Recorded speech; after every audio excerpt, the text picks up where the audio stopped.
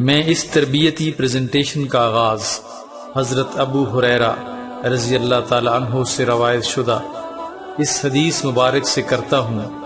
وہ نبی کریم صلی اللہ علیہ وسلم سے روایت فرماتے ہیں کہ حج اور عمرہ کرنے والے اللہ تعالیٰ کے مہمان ہیں، اگر اس سے دعا کریں ان کی دعا قبول فرماتا ہے، اور اگر اس سے بخشش طلب کریں ان کو بخش دیتا ہے۔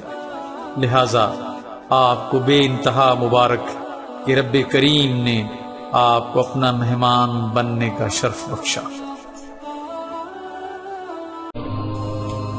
محترم خواتین و حضرات، حجاز مقدس میں حجاج کرام کا قیام عموماً 40 دن کا ہوتا ہے۔ ان 40 دنوں میں وہ عمرہ کرتے ہیں اور حج کے ایام میں حج کرتے ہیں۔ 8 یا 9 دن کے لیے زیارت مسجد نبوی صلی اللہ علیہ وآلہ وسلم تشریف لے جاتے ہیں، اور باقی دنوں میں عمومی عبادات کا اہتمام کرتے ہیں۔ محترم ناظرین، حج کی عبادت کے لیے ایک بنیادی اصول عرض کرتا ہوں، وہ یہ ہے کہ مناسک حج ہر اسلامی عبادت کی طرح فرض، واجب، سنت اور مستحب اعمال پر مشتمل ہوتے ہیں، اور ان اعمال کو سمجھنا انتہائی ضروری ہے، کیونکہ اگر حج کے فرائض میں سے کوئی فرض یعنی رکن ترک ہو جائے تو حج ہوگا ہی نہیں۔ اگر واجبات میں سے کوئی واجب ترک ہو گیا تو حدود حرم میں ایک جانور ذبح کیا جائے گا جسے دم کہا جاتا ہے۔ اسی طرح حالت احرام میں کسی ممنوع عمل کا ارتکاب ہو جائے تو بھی تلافی کی مختلف صورتیں ہیں۔ بعض ممنوعات کے ارتکاب میں دم لازم ہوتا ہے، اور بعض پر مختلف قسم کے کفارے عائد ہوتے ہیں۔ کسی سنت کے چھوٹ جانے پر کوئی کفارہ نہیں، البتہ سنت کا قصداً ترک کرنا برا اور قابل ملامت عمل ہے۔ سنت پر عمل کرنے سے عبادت کا حسن بڑھتا ہے اور ثواب و اجر میں اضافہ ہوتا ہے۔ اگر آپ پرائیویٹ اسکیم کے تحت حج پر روانہ ہو رہے ہیں تو یہ سارے کاغذات آپ کو متعلقہ حج آرگنائزر گروپ کے دفتر سے ملیں گے۔ روانگی سے قبل اپنا طبی معائنہ کرا لیجئے، اور متعلقہ حاجی کیمپ سے حفاظتی ٹیکے لگوانے کے بعد پیلے رنگ کا انٹرنیشنل ہیلتھ سرٹیفکیٹ بھی حاصل کر لیجئے۔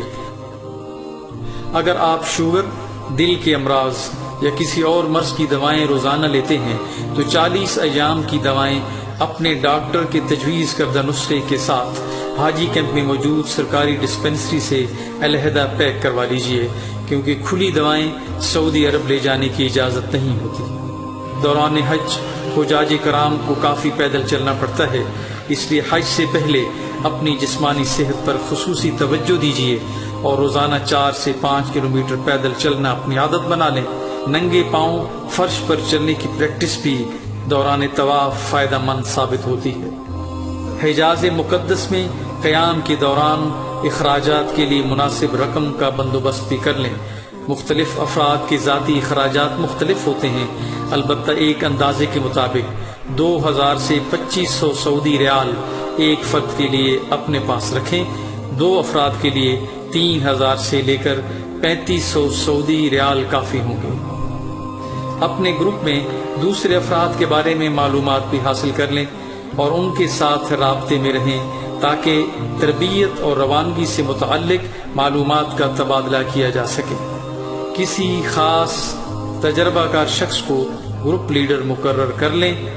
حج کے موقع پر دنیا کے ہر حصے سے مسلمان حجاز مقدس کا سفر کرتے ہیں، گویا حج امت مسلمہ کی ایک عالمی کانفرنس کا منظر پیش کرتا ہے۔